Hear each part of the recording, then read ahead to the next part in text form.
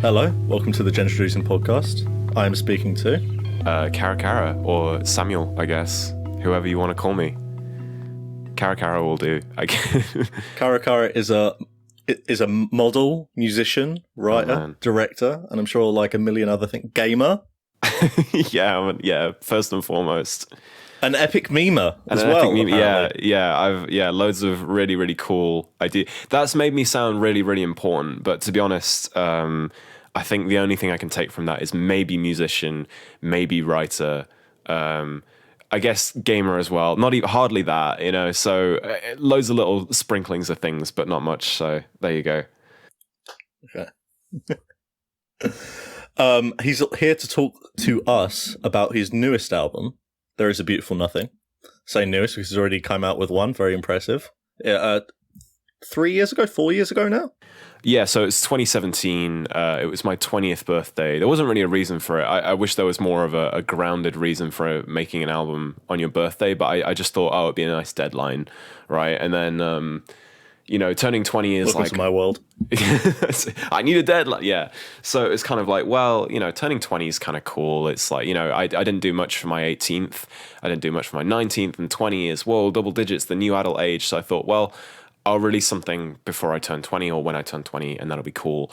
And I'm glad I did, because all of the songs that I made over that time, I never spent more than 2 days on them. So every single beat made was I guess not rushed, but not a lot of time was put into them. So by the time my birthday came around, I had like 15, 16 songs, and I picked the 14 decent ones and threw it out there. And to be honest, the lack of thought that went into it was really helpful, because I know that nowadays, if I did the same thing, I'd be freaking out the whole time about being meticulous and over the top and not thinking it's good enough. But at the time I was like, bro, let's just try it, see what happens. And it turned out all right, I think. But yeah, a long time ago from now. And even a year after releasing it, my entire style had changed, or my interest had changed. And I was almost cringing at it, like everybody would do, looking back at their old work. So yeah, it feels like a millennia ago, basically, but it was, 3.5 years, nearly 4 years now. So weird stuff. How would you, because you talk about how your style's changed, I think it's fairly obvious. I listened to your first album again just before to kind of refresh myself with it, because I've been listening to your new album a lot, really enjoy it, but I've only listened to the first one a couple times. How would you describe your music, like, currently? So I guess currently the best way... I'd say the same for the first one as well, except the first one I'd tie in more with lo-fi beats. But what I call it currently, I guess, is just lo-fi ambient textural stuff. I've had this conversation with myself a million times in my head, like, how do I elevate a pitch, whatever the hell this is? And I think it's ambient. Yeah, it's kind of ambient. It's definitely lo-fi, but it's not lo-fi hip-hop, and it's... texture is like the main thing for me, really. So I guess it's lo-fi textural ambient. That's the closest thing. So if any of those, if that sounds great, then great. If that sounds appealing, then by all means. But there's not really, without sounding cliche, I can't really think of a better summary than those three words. That's fine. No, it's not a test. I mean, you don't need to create a genre name whenever you create a new style of... That's the only thing that's embarrassing. When someone creates something that sounds exactly like someone else, they have to create a new genre name for it. Glitchy Kanye hop. Like psychological trap. Yeah. For IDM sounds like the most pretentious stuff, like intelligent dance music. Like, miss me with that. But fair enough, it's kind of sick. So micro production, there's loads of crazy stuff. Dancecore, C-punk, like Ailstorm, but I don't know, I think it's kind of cool that they thought their music was so important that it got its own little genre name. I don't know, I mean, that's cool, but it's usually a kind of cultural build up to that name being created. I mean, the in the kind of new, how music's kind of dealt with and treated in the current world, like, we've got a whole new genre now, technically, with Escape Room, just because Spotify needed a title to call all this music. That doesn't really mean much, and it's just probably created by some guy in a boardroom. But now there's a genre. Escape Room. It's interesting. What? It's you got your kind of Sophies, you got your JPEG Mafias, kind of like experimental people with a tendency to lean into pop music sometimes. and it was just created, I think, over the last 2 years by Spotify. Suddenly, everyone realized on the year-end list, one of their top genres was escape room, and then no one knew what that was. So they looked it up, and it's like, yeah, Spotify created the genre. It's that they just found a name for it and it ran. That's pretty cool, though. Also, R.I.P. Sophie, but I've noticed there's a hell of a lot of music like, it's all irreplaceable, but Igloo Ghost, Sophie, A.G. Cook, a lot of really intense, bizarre techno. I don't know if you could throw 100 gecs into that mix, but no, it's usually really hardcore stuff where you go into a club and you're like, what the fuck is going on? But I'm really interested in that, but it's a little bit too intense for me. But I love that it's this weird mix of over the top pop and metallic sounds, loads of really industrial, crazy stuff. Yeah. I think it's a crazy genre. If that's what escape room is, I'm interested. But it's a mad one. Yeah, I mean, it's more of a mix. They get different artists, but yeah, that's and hyperpop. Mm-hmm. Yeah, it's called a lot. There's a lot of names for it. Yeah. Also, I'm just going to do a call out to any hyperpop producers listening. Probably not, but if there are, stop using that snare. It's in every single hyperpop song, and I'm bored of it. Use a different snare. Can you emulate the snare right now? Okay, that's it. What does the snare sound like? It's just a real problem with me. You've heard it. That's the thing. You've heard it. If you've listened to like any 100 Gex song, you've heard the snare. Okay, fair enough. I'm trying to scrape through my mind right now to find it, but I'm just thinking like a classic ksh. That's it. That's my snare impression. Yeah, it's like a bonk. It's like a bonk with a snare. Anyway, sorry, this isn't anything related to your album. No, I guess not. Maybe I use that snare somewhere. I don't know. I don't know what the snare is, so I could have used it the entirety of I would notice it, and I would call you up and call you out on it. I did. Loads of electro has the fattest snares as well. Really crazy stuff. Like we're talking like just after dubstep and trance and stuff, the snares got really fat, and you're like, whoa! They're like double kicks and stuff. Yeah, crazy stuff. But enough snare hate, I guess. Well, I mean, like I'm fairly I can't really say that because fundamentally, if I hear a song and someone's put the Amen break in it, I'm gonna fucking love it, even though I've heard it a million times before and everyone has. Yeah, it's kind of, you can't go wrong with the Amen break. It's kind of scary because I'm waiting for it to. The day's gonna come eventually where someone's gonna be like, I'm sick of this. It's kind of like the trap formula. I think slowly people are getting a little bit sick of like 808s and the triplet flow hi hats, it's kind of everywhere, and we've got the point, right? But yeah, no, I don't know about the future of the Amen break. I don't know. It's not used in pop yet. When it starts getting used in like every single song, that would be a shame. But for now, it's just like a flawless thing. You just can't go wrong with it. It just makes everything sound really hyped up, really crazy, really textural, a little bit nostalgic, a little bit old school. It's just. Yeah, and that fundamental rhythm, it just can't be beaten. Oh man, it's beautiful. Yeah. Someone's probably done like they did a documentary about Helvetica, the font, and they did a documentary about the word fuck. So I'm waiting for the Amen breakbeat documentary. There probably already is one. There's so many about like there's a section like a 30-minute section in a documentary that I've watched about twice about sampling, and they do just cover the Amen break. Yeah, it's great. It's great. Yeah, that's pretty mad. The guy behind it, I think, earned like $5,000 from it, and that's it. Oh wow. Oh, I feel bad for using it now. I feel like he should be on Ko-fi, or like he should have a Patreon where he just makes more breaks or stuff. I think they raised some money for him. Oh, good. A couple of years ago because of what he did, and he's passed now. RIP. Oh man. Well, it's still okay. It's still cool that he got a bit of recognition in the time he was alive. But man, they should have given him royalties. That's kind of unfair. But also, you got to think about if you're the guy that plays that break and it gets put onto everything. Think of just how many genres have been created purely with the Amen break. Like you got like stuff like D&B, like breakcore, shit like that. Absolutely, yeah. There's a guy on YouTube. I forgot his name, but he just does. Breakcore stuff. I'm annoyed that I can't remember his name now, but he's a guy that he's like this soft-talking British guy who talks into the mic. Hello, it's me, this guy, and today we're going to make some breakbeats. And he's got like a whole sample of breakbeats, and he'll just do this crazy stuff where it ends up sounding completely different. But again, the whole genre, the whole thing is just based on him taking a breakbeat and flipping it up. And to be honest, I really respect that. I love that. I love that his whole composition style is taking one thing that it stands up on its own fairly well, and just destroying it almost and reinventing it over and over again, and it kind of never gets boring to watch, but it is a bit intense. You know, if you're watching it to go to bed, you know, like if you've got your phone on, you're watching it, like you have to keep turning the volume down because it's like just in your ears. You're like, oh Jesus! But no, it's cool. One tip I'd have to him is please mix your microphone and Ableton audio equal, because man, if you're talking like this and then your break beats like whoosh, you know, it fucks up every time. Throwing through a loop there. But, well, as someone that listens to black metal to fall asleep, I'm probably not the one to relate to that so much. I kind of like that. Fair enough.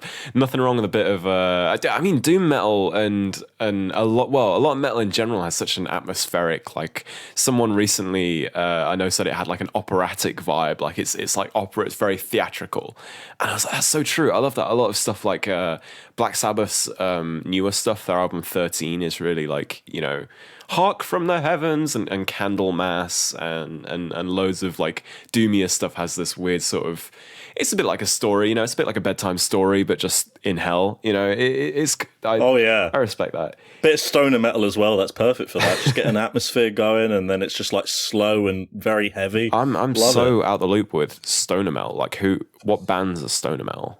Dope Throne is like the biggest one. Dope Throne. It's kind of in the name. Okay, yeah. But if you just like sit down, have a bit of legal substances to smoke, and then like just listen to Dope Throne for like just listen to the album, you will have the time of your life. Very similar in a way to bringing it back now.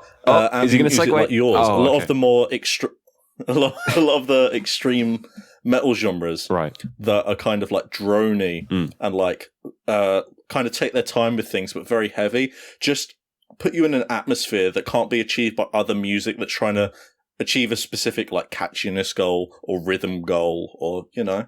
I mean, it's that's I think that's the reason that ambient has any appeal, really, right? Is because it's more about selling an atmosphere over anything. And I'm excited to see, not that any of this is particularly like groundbreaking, let's say, you know, there's ambient's been around for a long time now, but because it is more about building an atmosphere, you've got so much more use for things like texture and like the dissolution of structure, if I want to sound like a video essayist or whatever, you know, like the whole idea of throwing it's not trying to grab your attention, it's trying to almost in a way get you to forget that it's there and just feel with it. And that's a beautiful thing, because you get all this time to do whatever you want. You get like a 10-minute window as opposed to like a 2-minute one. You're not bothered about like radio or Spotify play or whatever. You get this kind of freedom to just be like, you know, zone away for a bit, melt away for a bit. And I think that's the coolest thing when it's done right. Unfortunately, if it's not, it's a bit boring, you know, but then that's what the skip button's for, right? So it's a difficult, but most of the time it's so, and you can't really fail either. Like if you're creating a soundscape, it doesn't have to be perfect, as long as it's not aggressive or what's the word? I don't know, just frustrating or annoying to listen to. You could just loop a really gentle. I'm looking around the room for objects to loop here, but you could just loop a little synth thing, and you know, repetition legitimizes it. It will find its own rhythmic structure, and you'll just zone out to it and vibe to it, and that's sick. So, ambient music. That's what you're inspired by. That's what you listen to, all that stuff.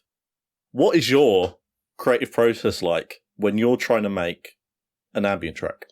Oh, God. Well, first and foremost, without sounding cliche or generic, I never set out to make an ambient track, man. Like, my goal is never to make something crazy. However, because I think I've always had a problem with making a loop. So with digital audio making, with music software, let's say, it's very, very easy to start something, and because it's there and you can look at it, you can play it over and over and over again.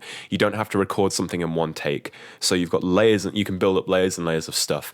And so essentially, if you make something that sounds all right, you can just add to it. And basically, you end up with something that is essentially just a 5-second loop that sounds really cool, but then you don't know where to go from that. True. So that tends to happen with me. Is the short end is I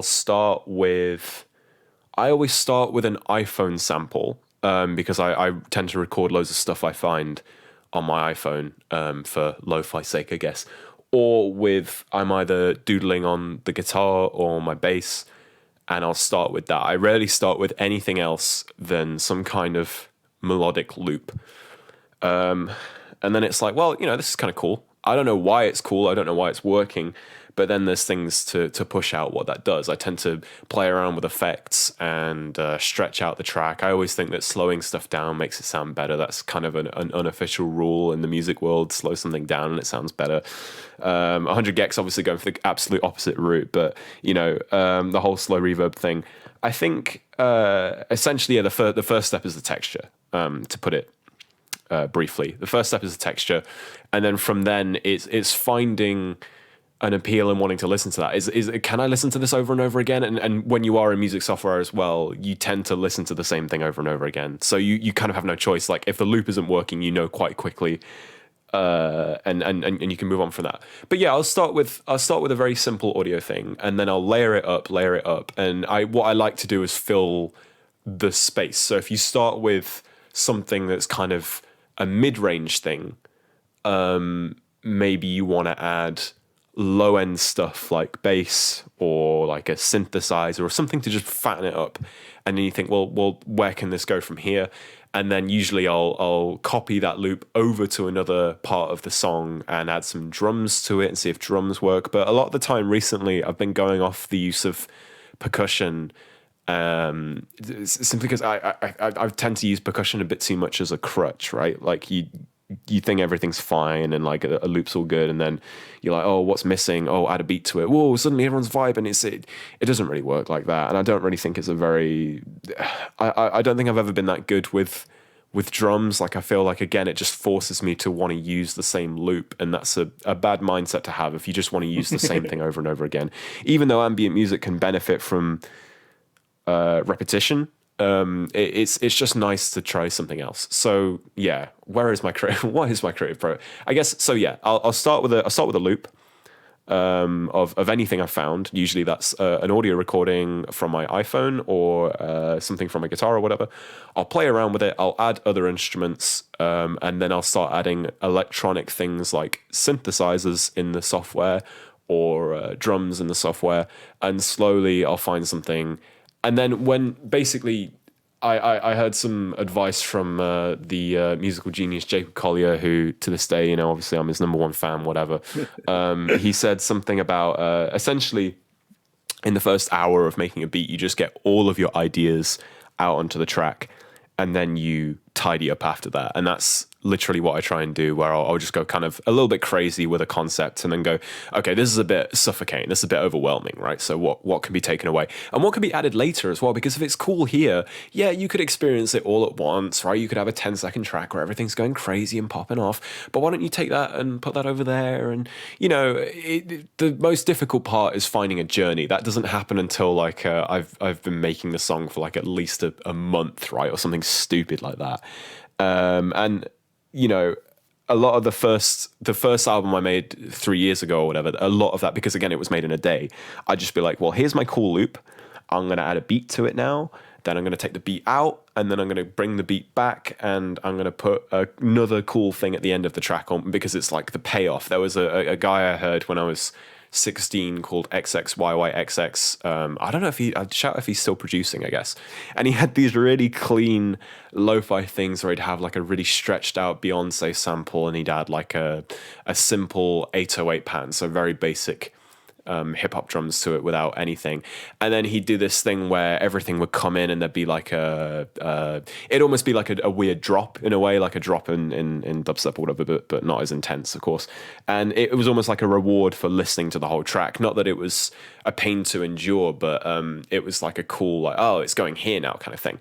So I did that with everything in my first album. I just have like thing, loop, beat, take the beat away, like, oh, where's the beat gone? Oh, no. And then bring the beat back and it's like, oh yeah, and have a thing over it.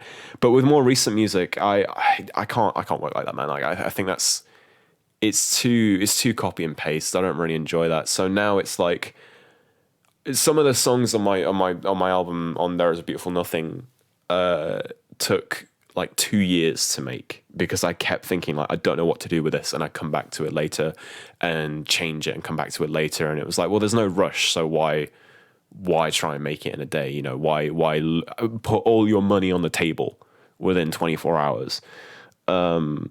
So yeah, I guess it does vary from track to track, but essentially, yeah, I'll start with just to recap, yeah, I'll start with a sample, add something to it, layer it up with loads of audio, then add electronic elements, and then see if I can structure it. But structuring is like the final boss for me. Structuring is hard.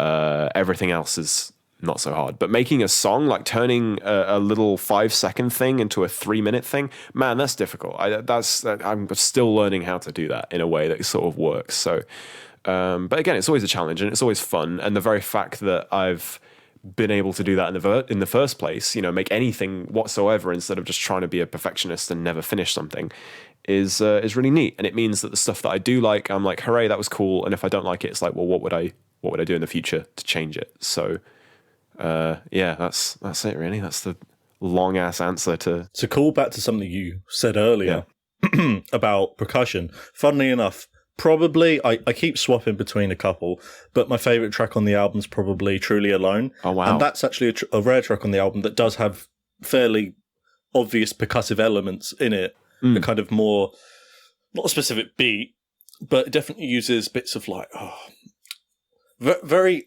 I couldn't specify the sounds because it's not just like, oh, there's a kick and there's a snare. Yeah. And then but it's kind of like wood blocks and things like that. And I kind of like that it's not so, I just love the inclusion. I liked the inclusion of percussive elements at that point of the album because it felt like there were constantly new fundamentals coming in and coming out.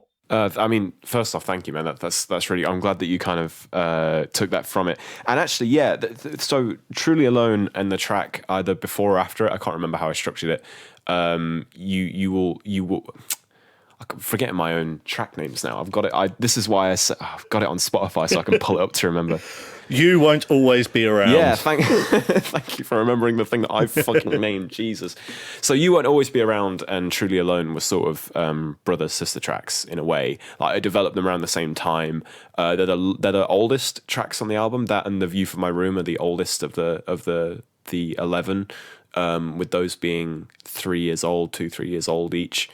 Truly Alone and You Won't Always Be Around are essentially, I thought they would be percussionless for the longest time. The percussion in Truly Alone was accidental, and maybe that sounds kind of stupid, but it literally was in that some of the sounds that I used. So the wood block was actually an mbira, which is it's like a kalimba or a little thumb piano you tend to see in the little wooden blocks with metal things on them. I've got one right here. I can play it down the mic if you want. Let's see. I would love that. So this is the thing that I sampled. Very zen, right? Very nice. That's beautiful.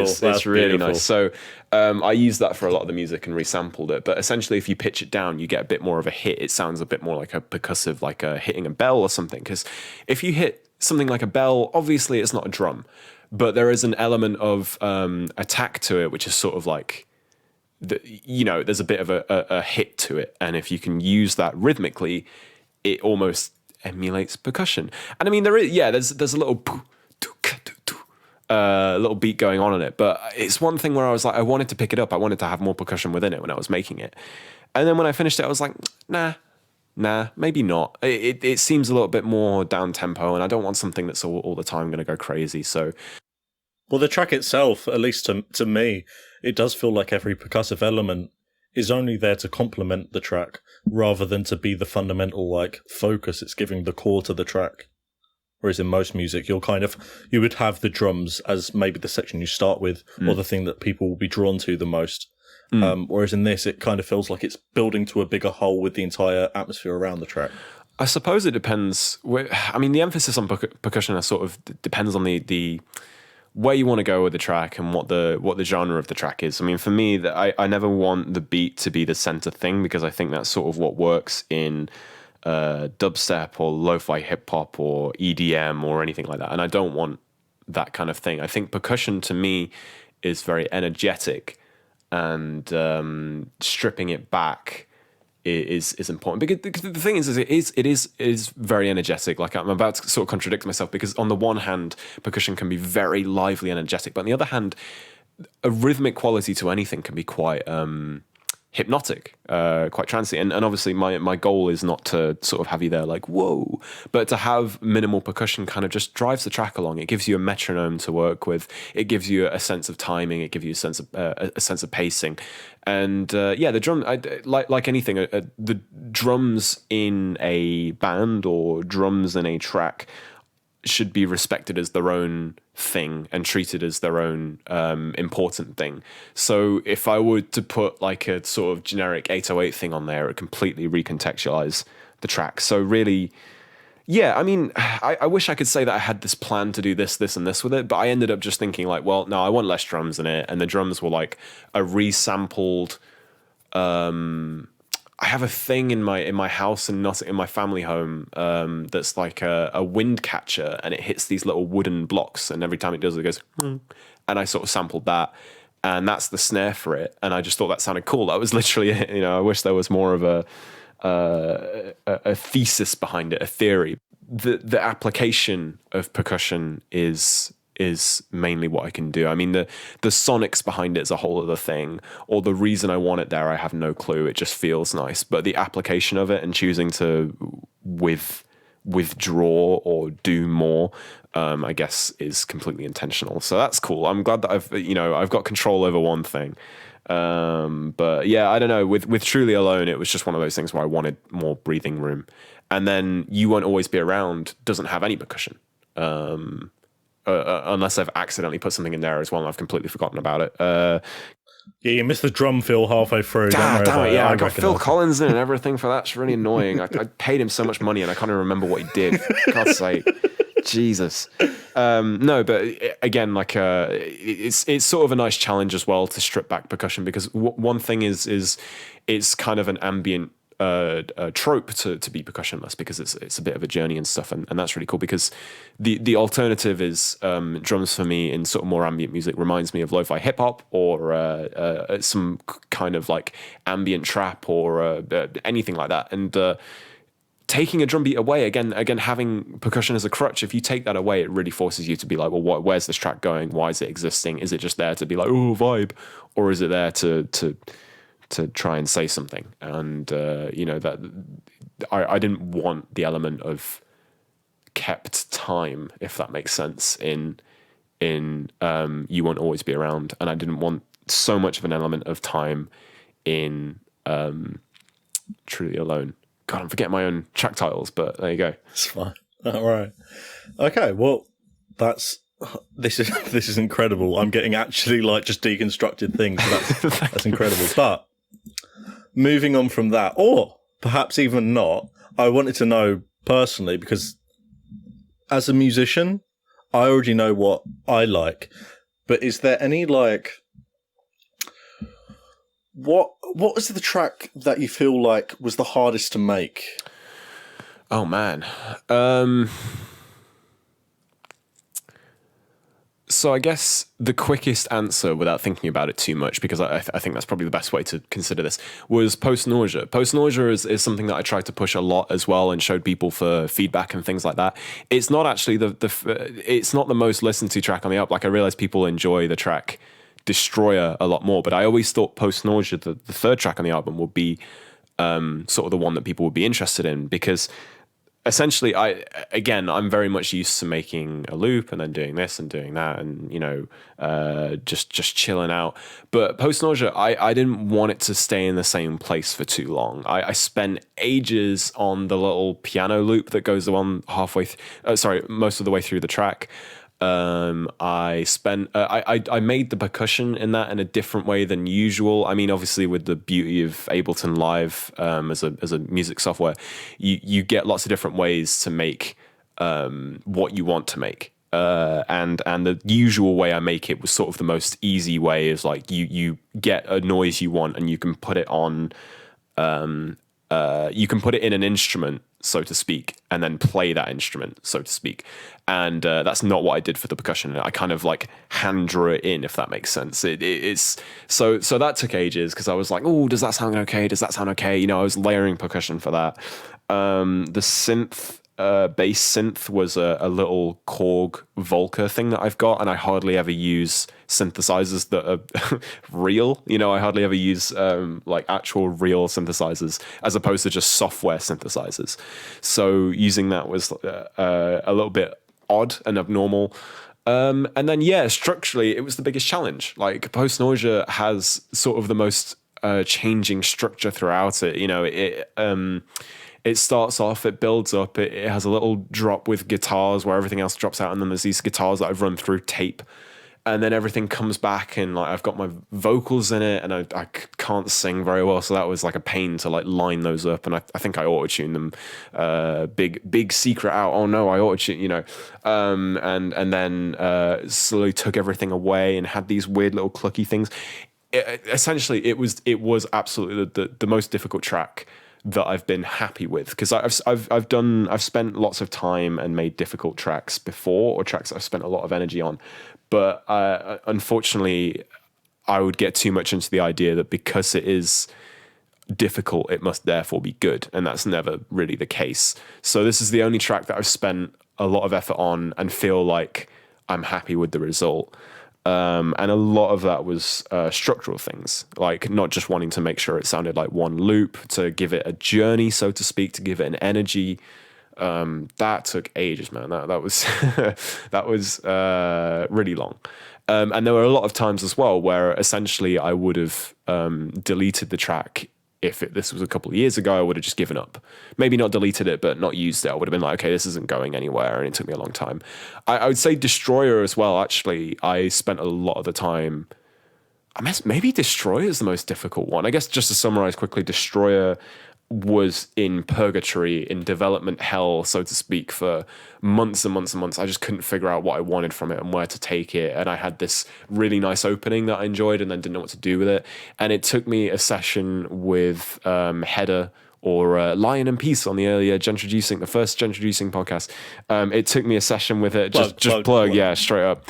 It took me a session with him, and who has taught me like so much about song structure and what to do. His feedback's been like immeasurable, man, you know, to say the least. But he essentially was like, look, just try and, I mean, he was when he was making Hedonism, which of course, again, what you know, shameless plug, you were talking about it on the first Gentroducing. He used things like tempo changes and pitch changing and things like that, and a lot of stuff I just kind of do that and then have it in the track, but he would change the entire track to be faster or slower, and I've never thought of a way of doing it like that. So with Destroyer, that gets slower, it destroys it, you know, it gets decayed and all that, and I never would have thought of going there if I didn't have a session with Header where he was like, try this, and that was amazing. That was, you know, life-changing, whatever. Header is a very experimental musician, and the beneficial ideas that can come out of that are very good, especially just getting out of your own head at points, just speaking to other people that are also making stuff. And obviously it's a benefit because it's your most popular track currently on your Spotify, at least. Yeah.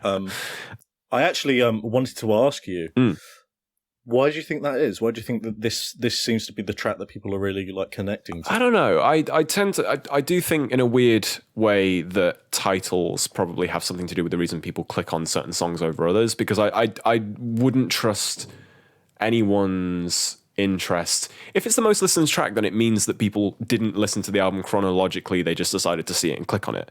And I don't even mean that in a way that's like, oh my god, they didn't even listen. It's more so, I think probably people saw the title Destroyer and they're like, what does that mean? You know, that sounds kind of aggressive, that sounds kind of mean. So I think the title is one thing, but the other thing is maybe if people heard it and liked it and replayed it, maybe just because it's a little... It's for me, it was possibly the most cathartic, one of the most cathartic ones to make, because it was an absolute documented feeling of misery or realizing that there's been damage done, and that's scary. I mean, it all pitches down. I think the opening, again, I spent a long time trying to build up the textural opening, so maybe I hope people like that. If they don't, then whatever, they've got to listen to it anyway, right? Or they don't. I guess you could just not listen. But the whole thing being this destruction, and then there's this little synth at the end.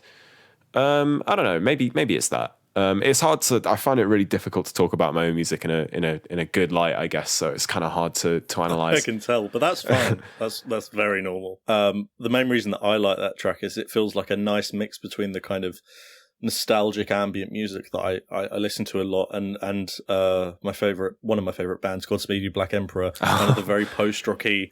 The atmosphere definitely feels like you're in the worst period of your life. So I've got to compliment you on putting abject misery into a song. I very much appreciate it. Fantastic, man. Well, actually, to be fair, the whole disintegration thing as well.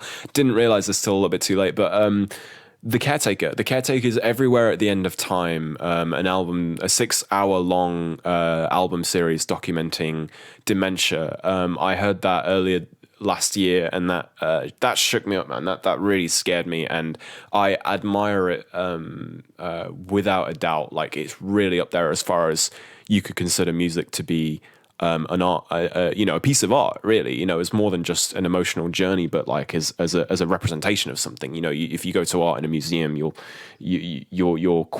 have to question why it's been made, what's it been for, what's its purpose, what does it do. And most of the time, museums anyway will give you a sort of pretentious semi-answer, and it's cool to try and dissect that. Sorry, but with The Caretakers everywhere at the end of time, I think it's an amazing, gut-wrenching piece of media that had to be 6 hours long and had to be this slow degradation.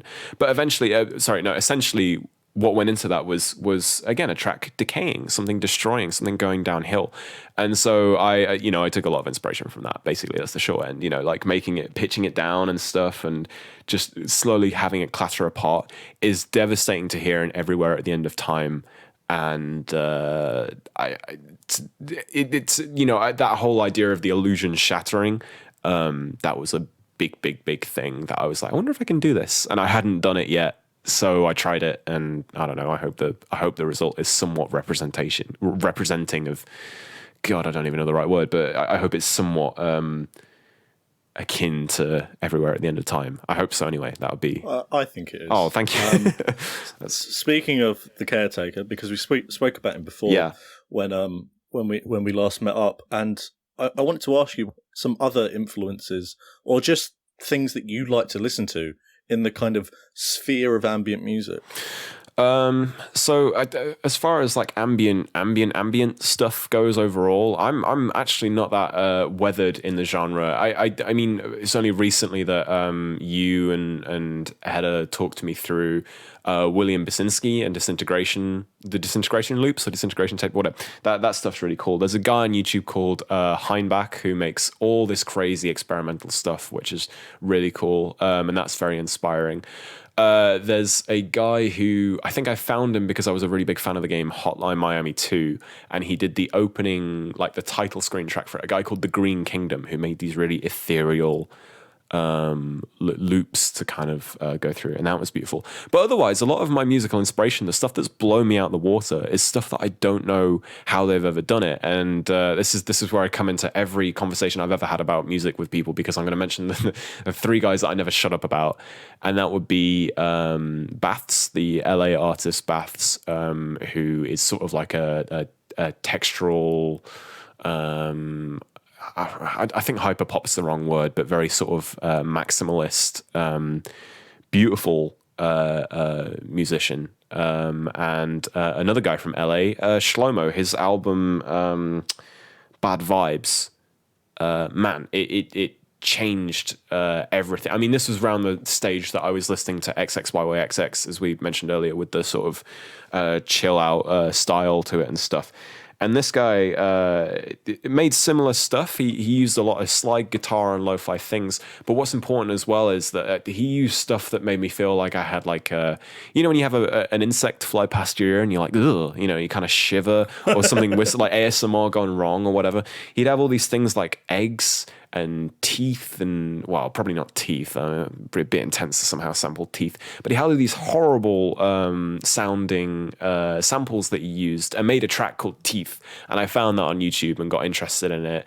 Him and Nicholas Jar as well did a little song together, like a remix of one of Shlomo's songs, but I found Bad Vibes eventually, and that was like, you know, without being cliche, that was life-changing, man. I was sat there listening to the whole thinking, like, how the hell did he do this? Like, structurally amazing, sonically amazing, and that really was like, wow, that's a lo-fi journey. Like, all the samples and the choice of sound design, it showed me that music has to be a textural, timbral journey, as well as something with melody, something with chord progression. It's not just about theory; it's about sound design, and I suppose some of that overlaps and things like that. But yeah, man, mind blowing stuff. And the most important thing about those two guys, I think I said three earlier. I don't really have a third. I'm sure there's a million other bands, but the most mind-blowing thing about those two guys is that neither of them use traditional samples.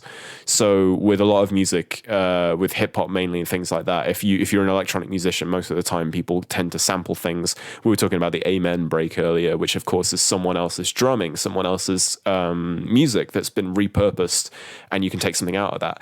And that's always really interesting. It's crazy to take a sample and flip it. And I used to be a big fan of, well, I still am, he's still amazing, but Jamie XX, the XX's percussionist and solo act, I remember buying his record in color and looking in the sleeve, and he had like 1 million credits for every sample he'd taken. And I was like, oh man, you know, it's not that he's stealing from other people's work. I just thought it's a shame that, you know, in order to release this music and make any money from it, he had to jump through all these legal hoops.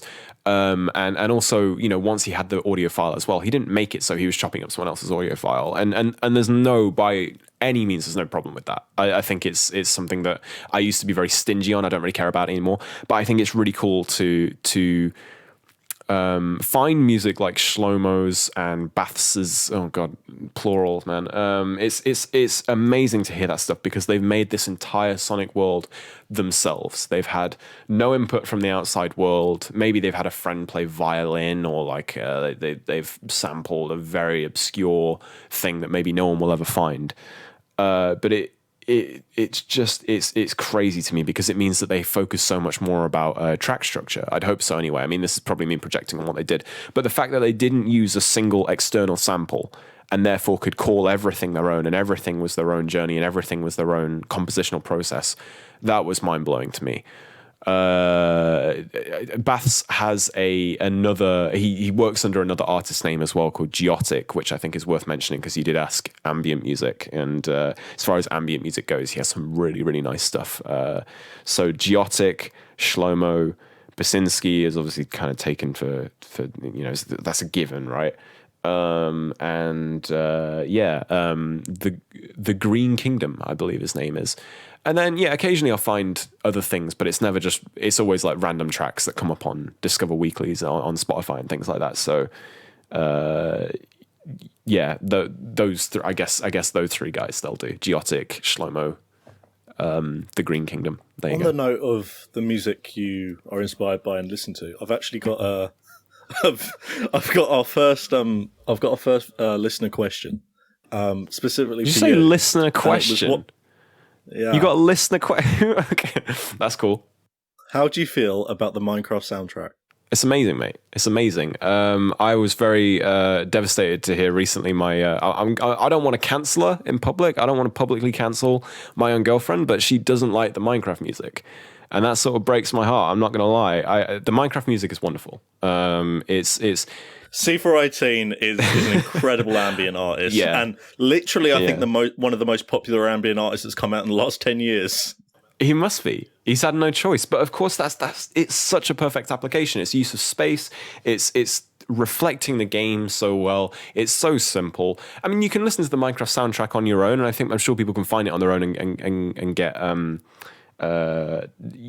find it and rate it or whatever. But it sells so much with the game. It's really elevated the game's experience, I think. And if you listen to it it's probably because you've heard it before. So it just makes you think of the game. I don't know. It's just amazing. It's just simple stuff. Just a bit of piano. The use of chords. Not to delve into whatever theory or all that bullshit too much, but just the fact that he's playing like dun dun dun, like hardly anything intense. It's just, I don't know, man. It's just chilling. It's just chilling. I can't say.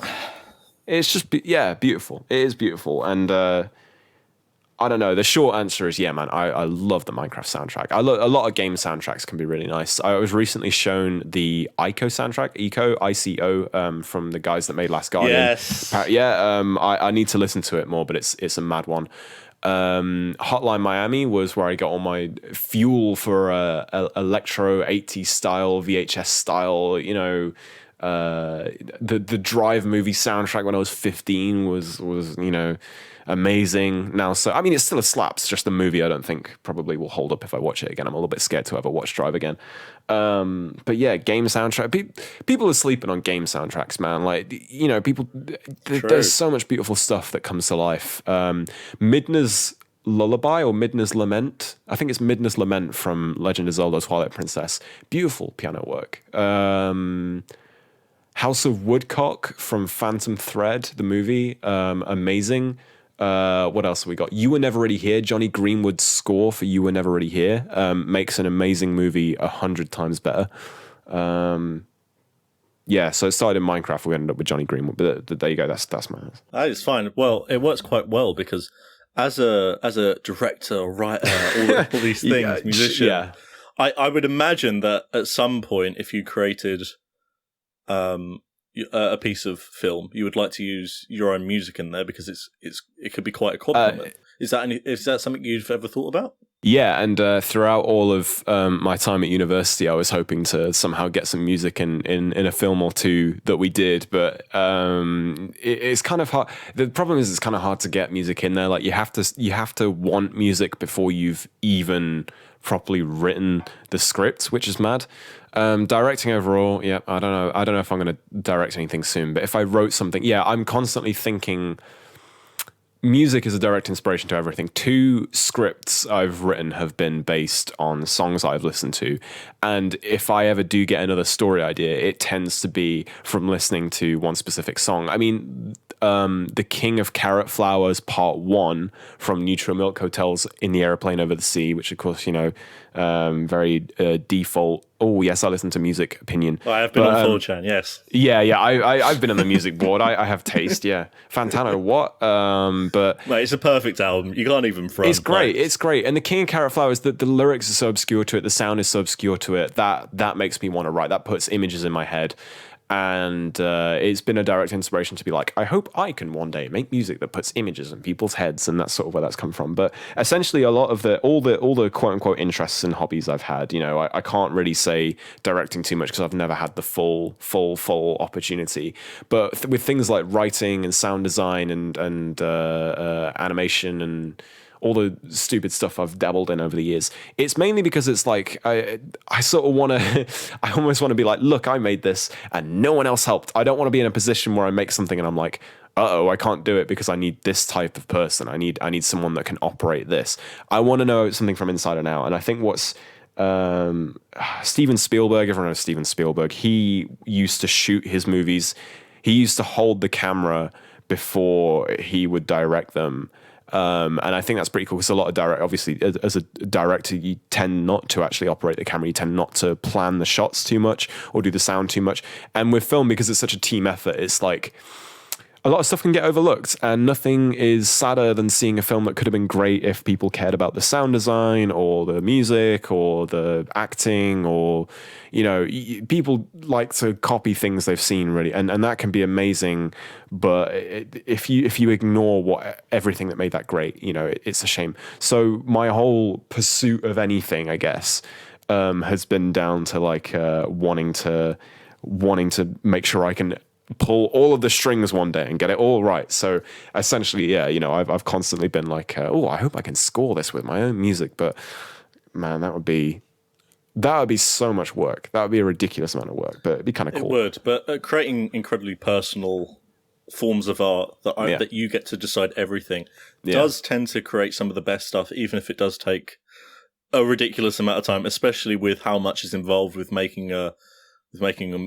movie or a short film, or really anything involving like a visual aspect in that way. Because at least with music, you can get some really expensive sounding music just made by a guy in his bedroom. Yeah, yeah. I say it's a scary thing that things like I mean, the beautiful thing with music or writing or artwork or animation or dance, a lot of amazing things basically within a lot of different art forms can be done entirely by one person if you have the right resources. But man, film's a scary one because you've got to have so many people involved. You can make something yourself if you want, but if you want to make something really special, obviously you need actors, you need a sound crew, you need a camera crew. Everybody, there's so much going on at once that you need people that have wonderful intuition and wonderful skill and the belief in any project to make it go right. And that's terrifying. But the good thing with music is you can be on your own. So, I'm definitely embracing that. I don't think I work with people as well as I like to think I do. Like, I think collaborating is really, really difficult for me, and I'd love to do it more, but it's quite difficult. So when I'm on my own, it's like, there's no argument. It's just, I can be brutally honest.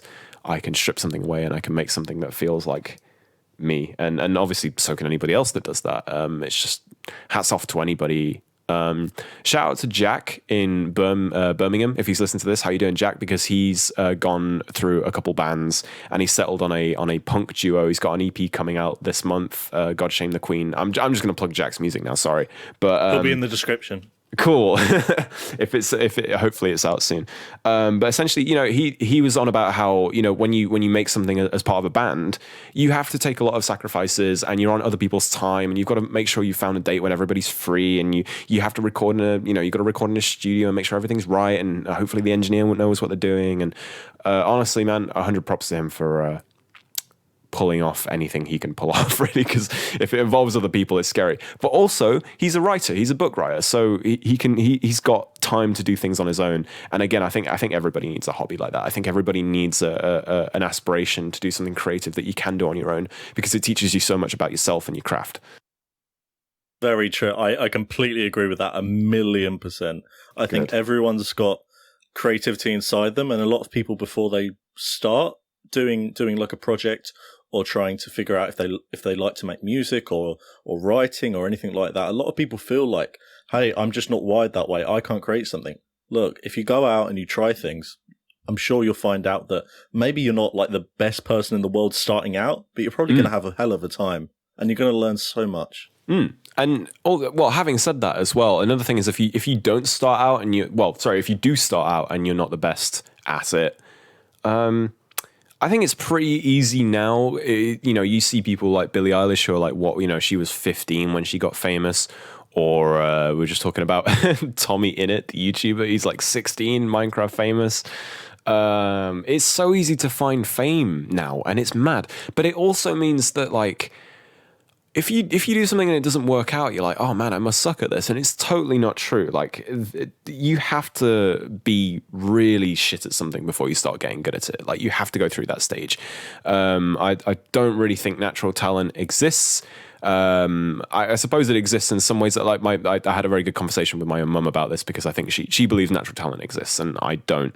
But the gist is, like, you have to, no matter what, you're going to have to try, and you're going to have to fail, and you're going to have to make an ass of yourself before you get anywhere in a decent place. But it's so easy to think, oh, I fucked it up, I'm not very good at it, and I shouldn't do it. But really, at the end of the day, if you want to do it, bro, do it. Like, you have literally nothing to move out on, and it's, at the same time, if you're trying something and you really like it, and I've seen a lot of people that have been like, oh, I really want to do music, but like, I don't really, oh man, I don't really have the space, or I don't really have the time. And I've met people that have instruments or equipment that are like, oh, I wish I could make music. And it's like, you can, man. You just have to have the drive for it, or the want to do it.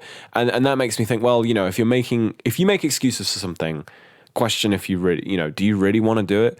But if you really want to do something, no matter how bad you are, you'll find a way. And that's, it could take 10 years, it could take 1 year, but you'll find a way.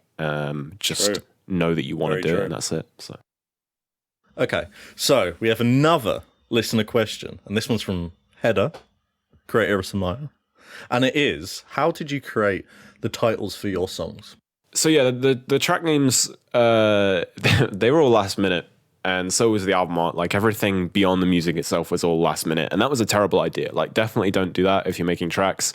See if you can come up with a concept midway through. But it kind of ties into everything that A Beautiful Nothing is meant to be. Like the album was sort of made because I spent a lot of time, during these unprecedented times of COVID-19, which hopefully in a year or whatever, whenever people listen to this in the future, won't be a thing and we don't have to worry about. I spent a lot of time not being able to sleep because I wasn't really doing much in the day. And during that time, you get to like 4 a.m. and the sun starts to rise and you sort of have to focus in on your own thoughts and reflections about life and all that. So all the names basically, or the names came from memories or feelings, and a lot of them I wanted to tie into that whole idea of I wanted the album originally conceptually, and I think it still is conceptually, the idea of one night where you can't sleep and you're processing all of this and like trying to sleep and not being able to, and just having to come to a realization that everything's okay. But the names themselves, I couldn't really stick to that because I didn't want to call each track like 1 a.m., 2 a.m., 3 a.m., whatever, or like, I still can't sleep, or not being able to dream. But hang on, I'm just going to bring up the song titles here. I have to do like I'll go like a quick fire round through all of these. So Drifting from the very get-go was going to be the opening track because it felt the brightest, and therefore I felt of it sort of like a sort of sink into whatever the atmosphere is. My voice is sampled in it as well, and it's one of the only places where it's overtly sampled, like you can tell it's there, which is horrible for me to listen back on, but it slowly transitions into the weird dreamy slide guitar that goes out through the rest of the album. And I think that's sort of like my voice is becoming that, or I'm becoming less and less conscious. It's the transition from one thing to another. So every time the slide guitar throughout the album, the weird like sort of guitar sound is there, it's sort of my thoughts on my voice, so whatever. But the drifting is the whole idea of trying to go to sleep and not being able to, and settling down, and that kind of state you're only half in or whatever before you sleep. The View from My Room I made ages ago. That's the second track. I made it because when I moved to London, and so far pretty much every place I've been in London, all three of them, or big count, I've had a nice window to look out of and gaze upon either the skyline or anything, and it's always been near my bed. So I always associate going to sleep with looking out the window and seeing the rest of the world, really. And it's always reminded me of the city a little bit as well, and sort of how insignificant I feel within the city. So I think that's sort of what that's about. Post nausea because it was the most intense track, I guess, as in like as far as all the structure and stuff went. I felt like it was kind of positive. There was a lot going on in it, and it was quite intense, but I have a terrible fear of like, I hate being sick, like feeling sick, being sick, throwing up, whatever. And if you can get through that, honestly, amazing. But it was more to do with, I guess, like I took shrooms for like the first time last year, and when you take them, you experience a bit of an intense nausea for like half an hour, and that was freaking me out. That was really spooking me. But then after that, when you get into the sort of the quote unquote journey you go on through psychedelics, that was a thing as well. So I can tie that into sleeplessness. I can tie that into any anxiety in being able to be in your bed alone, but mainly like I thought it was a bright track, and it needed a bright name to do with feeling a little bit better about yourself. And I'm pretty sure I get very big bouts of anxiousness, so it's kind of like, thank God it's like that post anxiety moment, or that just getting out of a situation that sucks. Then sleeplessness is pretty much as what it is on does what it says on the tin, and I nearly wasn't going to include this track on the album at all. I sampled a harp. I wanted to sound dreamy. The whole idea as well is like the first record, my first album thing that I made. The whole idea behind it was that I was hoping that people could get nostalgia from it, or think of memories, or think of like warmth and ideas and places they've been and stuff like that. Whereas with this, I didn't want that. I wanted something more surreal. I wanted something a little bit more darker, and something to do with loneliness and again, sleeplessness. And I thought dreams was a better way to sort of describe whatever the hell this is. Stuff that doesn't really coherently make sense, stuff that can be a little bit nerve-wracking if you try and consider the realities of it, stuff that you know, things that reflect who you are without you realizing it being a reflection. Like all dreams are sort of trying to tell you something, right? That's the idea anyway. So sleeplessness was, you know, the most obvious thing of being like, look, you can't sleep. This is something that I went through a lot. I couldn't sleep for ages. I still, like very recently, like 2 days ago, I didn't sleep at all through the night, not really having a reason. It just happens, you know, you wake up and you're like, oh fuck, I've got to go to sleep at 6 a.m. now. Sleeplessness was just, I guess, a track about that. Once Norway, I think that's good memories. That's reminiscing on good things. I went to Norway in 2018, at the end of 2018, with my friend, and it was really beautiful. There was no sort of bad moment in that trip. We went for a couple of days. It was very last minute, and Norway's a beautiful place. It's a wonderful thing. And obviously I'm not at Norway anymore. I'm not still in Norway, and I'm not living through whatever Norway was. So it's like, it's a good sort of memory. It's lying in bed and just being like, oh, that was a nice time, you know? And also realizing that, yeah, it was once. It's not current. It's once. There was a point in time where Norway was, and it's not now. So I don't know if it can mean like, oh, things were once good and now they're bad, or like, oh, I enjoyed that time over there. But I think that's the most I wanted something to be like a memory.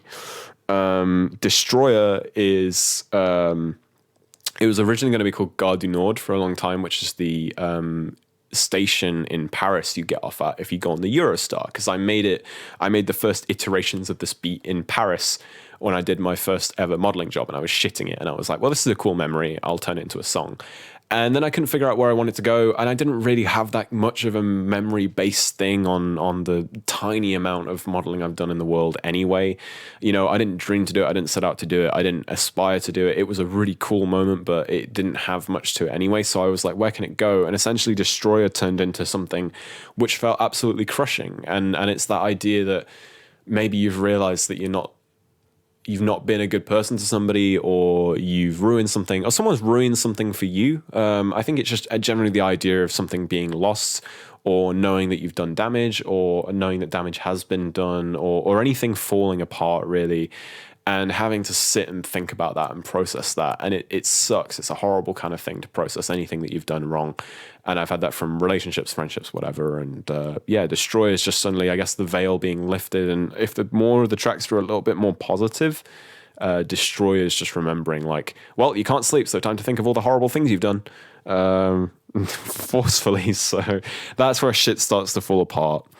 Then The House Through Photographs is, I guess, kind of a weird next track thinking about it, because all I could think of when I was writing it was how it was kind of ghostly and kind of a little bit like it seemed through something that doesn't exist anymore. And my family home in Nottingham has gone through a lot of iterations. I've slept in basically every room there is to sleep in there. Like I used to have a bedroom, and now I don't have a bedroom anymore. My parents used to have a bedroom. They don't have a bedroom anymore. They sleep on the floor in the living room, or they did for a long time. They've got a sofa bed now, which is cool. But the house changes so much, and I've realized it's to the point where the memories of things that I like to reminisce on and growing up and looking back at what I've done are no longer physical spaces anymore. I can't go to where my grandparents used to live. I can't go to my old school anymore. Well, definitely not my old school, because I get a restraining order or something. I get kicked out of it. But why the fuck are you here? But I obviously I can't go back to school. My old college is slowly being disassembled and changed around. My house is no longer what it used to be. I don't talk to any of my old friends anymore. Nor particularly. It's not so much like, oh, I don't talk to. It's a natural progression of life. But it's looking back on something fondly reminiscing it, but knowing that it's not really there anymore. So it's through photographs, and it's to me, the house is always, it's ghostly in a way because it will never be what it once was. It's another thing I want to explore in later music anyway through life, is like the idea of something changing and never being able to go back to it, being a refugee in your own home, which sounds really edgy and deep. Maybe it's terrible wording, I don't know, but I don't have I can't go back to my bedroom ever again. I don't have a bedroom in my house anymore. I'm no longer able to return to my family home and enjoy it as I originally did. And that's a bit of a thing. That's kind of a sad thing when you don't want time to be a marker. You want it to be a current thing. You don't want memories to be memories. You want them to be something all the time, and they can't be that. So then Truly Alone was the realization that, well, I don't think you're ever truly alone. I mean, I've got loads of wonderful people in my life, but sometimes you can feel really alone. And sometimes you can feel like, I mean, if you took the song literally, it would be literally lying there in bed at 3, 4 a.m. No one else is awake. No one's going up for work. The city's quiet for once in your life, or wherever you are. It is completely silent and nothing. And all you can do is realize that actually, you've severed people, you've done some damage, you've got some good, you've got some bad, but right now you're alone, literally to the sense. Figuratively, spiritually, not so much. You have people, but sometimes you can feel truly alone. So it's kind of that reflection of like, uh-oh. And then You Won't Always Be Around. Yes, I guess the long story short is realizing that I've never experienced loss properly before. I haven't had a close loved one pass at all. And I'm almost scared to have that happen because I think it's a very human thing to go through loss, right? You have to go through a lot of whole new experiences that you never thought you would have to, and say goodbye to someone for the last time. I had a few scares over the years, and my grandparents getting on and things like that. So it's like there will be a point in time, a realization that there will be a point in time where the people that you take for granted won't be there anymore. And that can be very passive, like, oh, you might not talk to this person anymore, or it could be incredibly literal, like this person that you've grown up with, or this person that you value will die one day, and you'll outlive them. You'll outlive your pets. You'll outlive your parents, most likely anyway. Obviously very bright and cheery topic, but it's that realization that everyone you've got, be grateful for them, man. It's cool. So there's that one. That's really nice. And then Blue Light here that's that whole thing of my voice being the guitars again. You've got kind of one guitar singing out, and it's almost like a connection thing. I mean, I called it Blue Light because at the moment, a lot of the wonderful connections I have with people are through technology, and blue light is something that can only come through technology screens. You don't really get blue lights and everything else. So I couldn't just call it light. I couldn't just call it phone screen. That would have been stupid. But the blue light that keeps me up awake at night as well, because blue light, you can't sleep if you stare at blue light for too long or whatever. That's kind of, it's called Blue Light here because everyone that is here but not really here is because they're not really here through technology. I don't even know if that makes sense, but it's just the idea that, like, cool, okay. It's just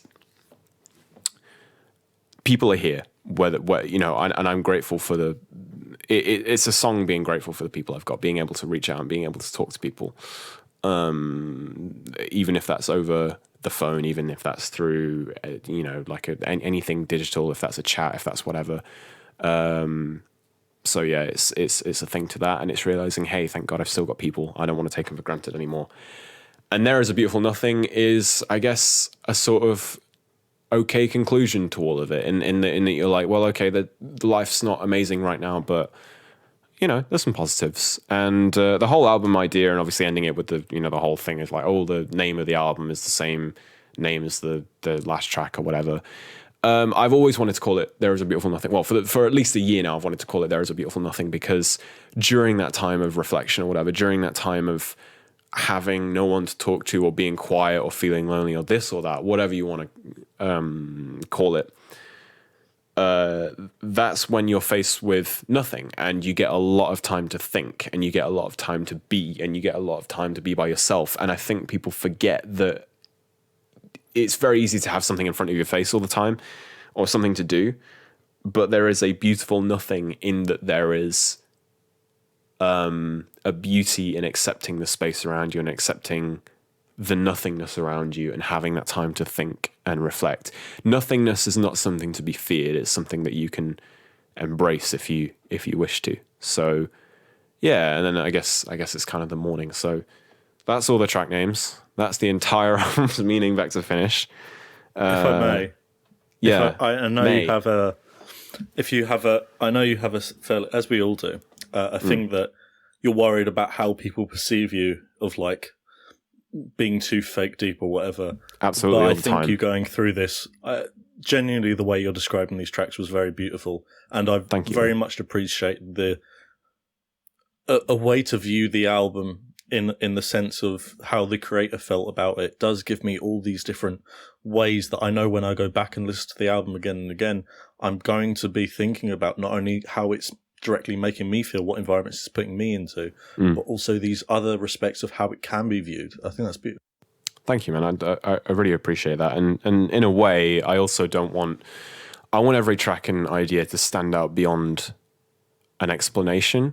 I've had, I remember explaining lyrics to someone I once knew of a song that I really liked, and she was like, "Oh, you've ruined the song now. I didn't want to know about that." But honestly, all of these have come from a place, and if obviously you don't have to, but that's just the reason I wrote it. I just hope that the song titles and the album art, and to be honest, I hope that everything that went into it sort of gives a certain mood. I mean, I could have called each track like Dick Penis 1, Tit Munch 2, and I could have made the album art like, I don't know, a picture of a pint glass or something like that. Just looking at the pint glass over there. And it's, the visuals and track names, they shouldn't dissect the music, but I think it does contextualize it to an extent. So I hope the explanation isn't needed to enjoy it. Like, I hope people can get their own stuff from it. I really hope people do. But I very much appreciate that's having this context of how you see it. For example, that's awesome, I know at Thank this you. point, after what you've told me about all right, so You Won't Always Be Around is like something you could read the track title and get a fairly reasonable idea, or that it comes from that place. Yeah. But I know listening to it again after knowing that and dealing with loss, like you're talking about, like having that experience of loss, or like understanding that you will lose people, it's going to probably break me when I listen to it the next time, even though I've already listened to it about 16 times. You know? In a weird way, I have a huge sense of victory if I can make anything that makes anybody feel emotional. And I've already had 2 people saying that parts of the album made them feel quite emotional. And that's like, yes, it's so stupid, but I'm so glad that people have managed to take something away from it in that way and managed to feel that deeply from it. Obviously my set out thing wasn't to be like, I want to make everybody cry, but I'm overwhelmed. Like, I'm so happy that people have managed to read into the work in that way and take something away from it, and without an explanation, without a feeling, just being able to project their own selves on the journey. And it's just amazing how people listen to music, man. I mean, that's fantastic. I mean, there's songs that definitely weren't meant to be that deep that can sometimes fuck you up if they've had, a context to them or whatever. And there's songs that are meant to be really deep that you don't feel anything with them at all because maybe they've been made wrong or whatever. So it's I don't know, man. I mean, I hope... Well, I hope it doesn't break you in a way. I hope you can walk away from it. I hope it does. I hope it does. That's when you know it's good music. It's supposed to ruin you. If that's the attempt, you want to reach that, don't you? It's true, and I did, whereas the first album that I made was far more like, look at the days that you had and appreciate them. Look at these memories. Look at this place. Everything could be. Not everything's perfect, but let's be cool. Thank God it's happened. This is sort of like, to me, this is far more personal. I'm sure every musician has said that about anything ever they've ever done. Everything's always personal. But this was a much more accurate representation of my mood and my feelings, and I wanted to make something like that. So it's probably why it took 3 years to make, is trying to find an actual emotional attachment to things, and to make something as well, to make a beat and be like, well, this is fine, this exists. But what does it mean? Does it generate anything within me? Does it make me feel a certain way? That's really, really difficult. And, whilst I have these 11 tracks that I think are worth sharing to some extent, we're not seeing the 20, 30 tracks I've made within the 3-year time span that just haven't been good, or I've shown them to people and I've just been bored before they've even stopped listening to it. I've been bored of it, listening to it myself. So I don't know. It's really difficult to find something that's emotionally resonant, but you just have to have. I mean, you can't even write these as well. I'd love to write something and plan it from beginning to end and be like, this is what I want. But I just knew when I was going to make this album that I wanted something more to do with sleeplessness, more to do with personal life, more to do with introspectivity and loneliness, if where applicable, and something moodier, something a little bit sadder, something that wasn't so saccharine, something that wasn't so like, oh, everything's going to be all right. So, yeah, I mean, the fact that it's personal helps, but honestly, anyone getting anything out of it emotionally is like, wow, it's crazy. And I've been really, really fortunate that so far I've had some of those reactions from other people, but I almost don't believe it in a way. It seems like everyone's just saying it, it's like, what the fuck, man? I don't, I can't believe, it's so odd to accept that anyone can feel anything through it, but it's such a wonderful feeling that anyone can get anything from it, basically. Just saying the same thing over and over here. So, no, because music's the most amazing thing in the world, while Absolutely. Also you can't quite realize how amazing your own stuff can be. And I think most people are like that. And if you're not, you start going a bit insane if you think too much of yourself.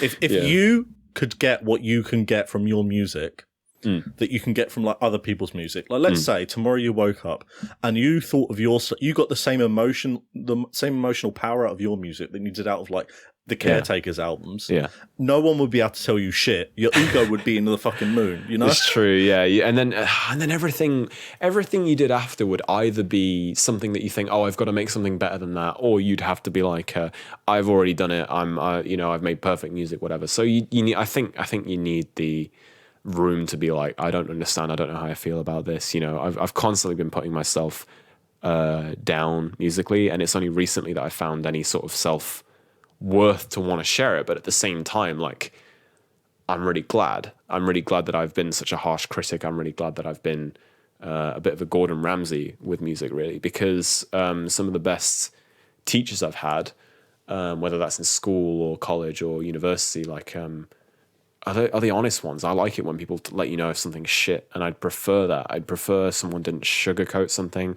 I prefer someone wasn't dishonest. If someone doesn't like it, you don't like it. It's always so easy to tell as well when someone's like feigning interest. Feigning interest? I don't know if that's the right term, but like, pretending to like it more than they do. Just don't, man. It either works or it doesn't. It's valuable to everybody. Honesty is valuable to everybody, and for someone to be honest and to look at your own work and be like, okay, I know I've spent 10 hours on this, and I know I've I rented Phil Collins out a moment ago and spent like £6,000 for him to do this drum solo on Truly Alone or whatever. But if it's not working, it's not working. Take it out. Don't just do it because it was difficult. And it so be it. So what? Phil Collins couldn't be on the record, but it's fine. It's worth it in the end, and it's having after you've been brutal and stuff, once you've found a deadline, you can look back and be like, hey, that wasn't so bad. I'm glad I was like that. I'm glad I didn't settle for less there. I'm glad I didn't do this and that. And very recently, the most engagement I've had from my music is that I couldn't sleep the other day. And so I put it on. I was like, let's see if it works. And in a mid-sleep state, I was listening to Drifting, and I was like, oh, this is wavy. I was really enjoying it. And that's the closest thing I'll ever get to self-complimenting, really. And then since then, the rest of it, I couldn't actually listen to it all the way through without, like, I had to wake up again. It wasn't sending me to sleep, and that's kind of annoying because I wanted to do that. I wanted to send people to sleep. Yeah, overall, that's the closest engagement I've had. I still want to know, not endorsing anything, but I still want to know how it feels for people to go through it whilst under some kind of substance experience.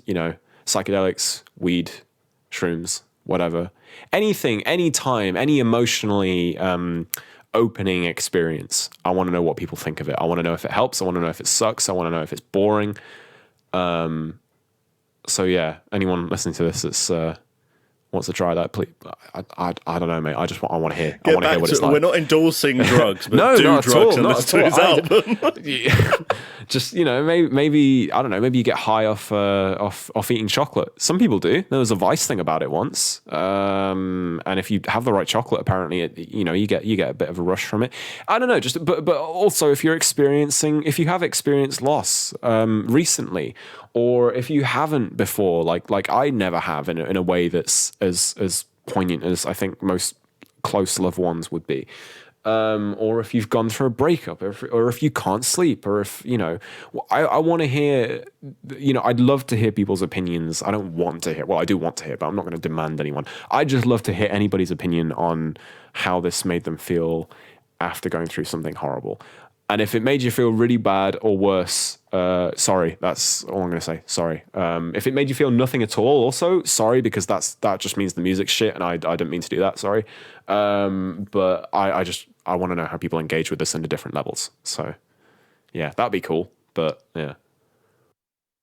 Well, all right. So the two calls to actions here are: one, listen to the music, and two, find some shrooms. Do drugs, listen to music. There you go. That's all you can take away from this. So as people go out in this summer, a lot of people think about popularity. A lot of musicians are kind of very bad for it, but popularity doesn't necessarily need to be a bad thing. Sometimes you want to really share your stuff with people. And the only way to really do that is to get in some way, maybe popular in your town, maybe popular in a bigger way, because you really want to share this personal stuff that you created. What's your thoughts on popularity? Is that something you want to achieve in one of your spaces? Or is that kind of just the something that goes along with being successful in that for you? In possibly a very humiliating way, then absolutely I think everybody wants a bit of popularity in the world. I think everybody wants to be remembered and or liked. So I'd love for something I do to be recognized, but not so much for the fact that I did it, but more for the fact that if anyone can take anything from it, because it's one thing to be like, oh wow, this guy is really cool and he's done this that. Like when you're looking at someone that you really appreciate, like I don't know, Kanye West or Stephen, all the greats of the world or whatever. If you're looking at them and you're like, oh wow, this guy's really cool. You're not thinking like, oh man, I love them just because I don't know, they're cool for this and that. You like them because their music is connected to you, and what a wonderful gift that is, or their films or their writing or whatever. So in a way, if popularity is conjoined with people being able to appreciate something you've done, I mean that's wonderful. That's amazing. At this point in time, what used to be for me a very sort of childish craving for being good in a creative field and getting rewarded from it has turned into like I genuinely just want to make stuff that people can enjoy, and if anyone likes it, if one person likes it, that's enough. If someone listens to it, that's enough. If they engage with it, that's amazing to me that anybody would go out their way in this ridiculously over-processed, oversaturated world where everything's coming in and information's everywhere. If anyone can take the time to do anything, that's amazing. But also, yeah, I would love to, it's just, it would be a wonderful, wonderful dream, hopefully come true, that if I can make anything that makes anybody feel a certain way, where they're like, oh, that was cool, that was a neat experience, that would be great. I mean, I don't know what my dream is, like, I don't know if I want to be a musician or a film guy or a writer, but I think music's always nipping at my feet like an angry puppy, I guess. So I think no matter what, there's going to be some music. You never go away from the things you love, regardless. Absolutely, yeah. It's always going to come back in. It's weird, actually. I didn't even like listening to music until I was 14, and then I didn't want to make music until I was 15 or 16. But by 17, I was doing stupid stuff, and it was like, well, I'm going to have to catch up now. I've got a lot of years of catching up to do.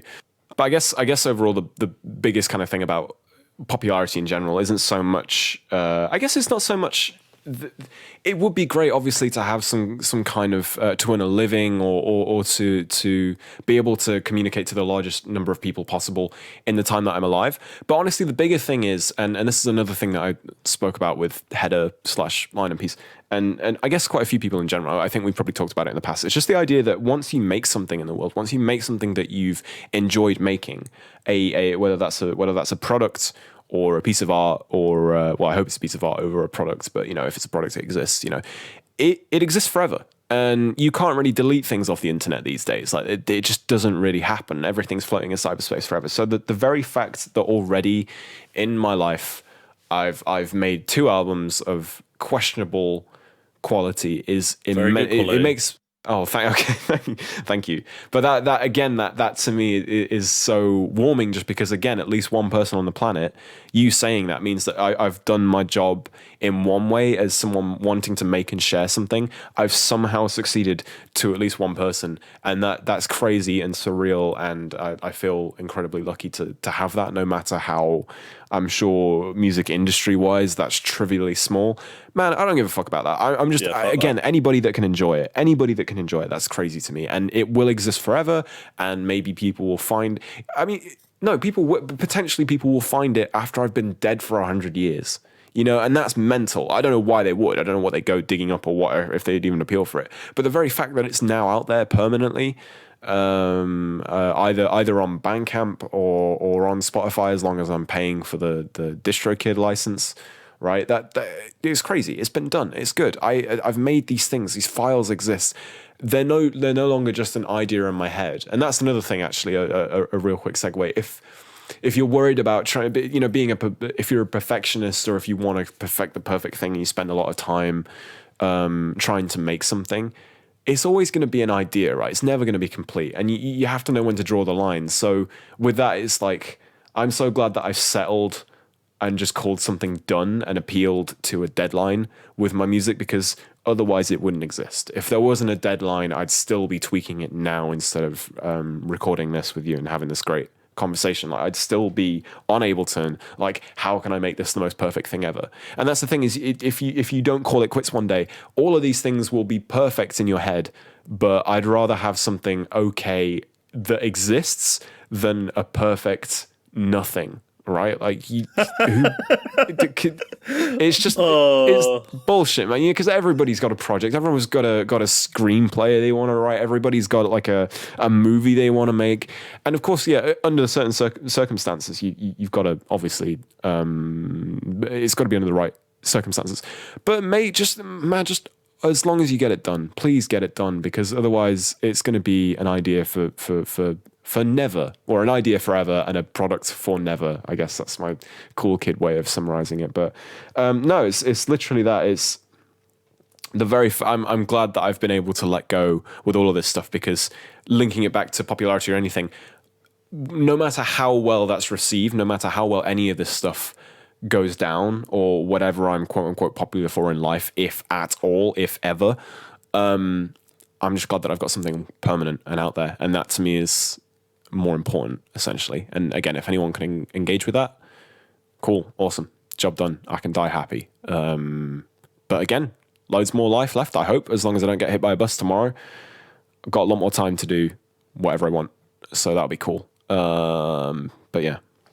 Where do you see the future of Sumire? So I can only see the future as a good thing, because, like the whole thing with popularity or whatever, like, again, there's Sumire existing has generated stuff to exist. It's made people believe that under this sort of quote unquote art house collective thing, without making it sound too edgy or formal or whatever, because it's completely not. It's not formal at all, and that's the beautiful thing.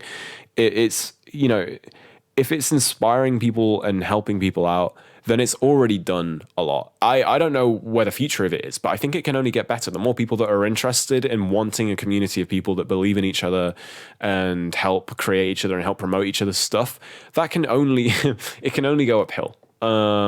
If whatever, I don't know what the game plans are for everybody that's sort of manages Sumire, and we're talking Hedda and Fez and Martina and Alicia for generating the art and the websites and the promo, and everybody sort of helping each other out, and obviously you for making these podcasts, which I think help really bring all the different projects into a really nice intimate light. I don't know how long anybody it will go for as long as anybody wants to do it, but to be honest, it already has a legacy of helping create things, and that's a really cool thing. But the future of it, I can only hope, and I guess believe as well, because hope comes from believing, right? I can only believe that more people are going to be involved, more people are going to understand and be interested in it, and I hope that it can garner some kind of larger audience and larger number of people creating. And honestly, yeah, as long as everybody is as cool as everybody in Sumire is now, and friendly and hopeful and positive and believing, it can only go good places, I guess. That was a scary question. Totally. I think it was a very good answer. And are there any people in Sumire that you, Caracara, oh my God, yes, think we should watch out for? Specifically, because whenever I ask this question, everyone's like, "Oh, well, everyone's great." I'm asking for specifics here. What do you think other people or yourself are excited for? Yeah, so there's this guy called Jordan 808 Grey or Greymer. I'm not really sure his stage. He's got something dropping very soon. Oh my God. But in seriousness, I do think we should watch out for you specifically, not just for making this podcast, but for having music out soon. And that's going to be very exciting. You've had a music background, you've had an engineer's background, you know what you enjoy, you know what you're making, you can make it well. I've heard your SoundCloud stuff. I'm really excited for that. Obviously I'm sort of, there's a bit of bias here because I'm this is music, I'm going to prioritize musicians here, because also Hedda, Line and Peace, even though he's just released something, he's making more stuff. He's going to re-release an old album of his called Arcana. I feel like this is more his to talk about, though, so we'll leave it for that. But he's got a couple of projects coming up. I'm also immensely interested in what Martina and Alicia can do now they've started animating. Because, man, I fucking love animation. Like, it's such a beautiful thing, and if you can get it done right, it's flawless. It's being able to create situations that you can't in real life. You can have some weird psychedelic episode in animation. You can have some weird, you can have talking plant pots, and you can have anything in animation. So the fact that both of them are going to be able to really create stuff soon, really excited for it. I guess just those are the specifics, but obviously when people release their stuff in their own time, I'm going to be behind it very, very, very quickly. I'm going to be there to be like, whoa, just because it's exciting. It's exciting, and it's always a fun thing to see what people can do. So there you go. That's my very specific answer. Well, Mr. 808 Grey or Grey Mutt. What is it? Is it Grey Mutt or it's Grey Mutt now? I keep changing it. Don't worry. No one knows. Okay, that's fair. That's fine. Well, there you go. Grey Mutt, Alicia, Martina, and Hedda when he keeps releasing stuff. So there you go. All right, perfect. Well, I've been talking to Caracara. Thanks for the great conversation. I appreciate it. No worries, man. It's been good. There is a Beautiful Nothing streaming everywhere. Yeah, scary. Yeah, thanks for a great conversation. No worries. Thanks. Yeah, goodbye. Bye. Slowly people are getting a little bit sick of 808s and the triplet flow hi-hats, the